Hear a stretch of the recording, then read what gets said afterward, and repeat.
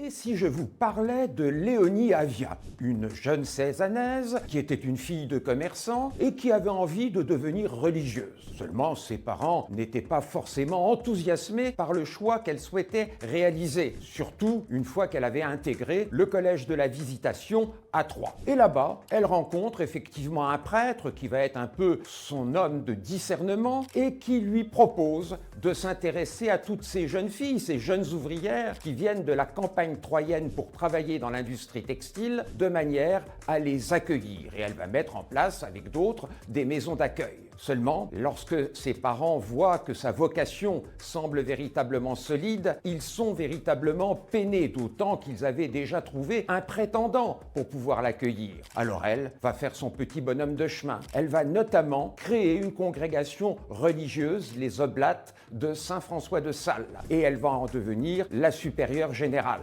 Lorsqu'au début du XXe siècle arrivent les difficultés avec la loi de séparation de l'Église et de l'État, elle se rend en Italie, s'installe à Pérouse, continue à œuvrer dans le sens de l'accueil des jeunes filles. Et c'est ainsi qu'elle va terminer sa vie et que l'on va apprendre à Cézanne son décès en 1914. Alors, à partir de ce moment-là, certains vont envisager que l'on pourrait la béatifier, voire qu'elle devienne un jour une sainte. Et le pape Jean-Paul II va aboutir à ce qu'elle doit être effectivement, dans un premier temps, béatifiée, puis devenir une sainte de l'Église catholique. Voilà résumé l'histoire de cette jeune Marnaise que vous retrouverez dans notre édition du premier dimanche du mois de janvier 2026.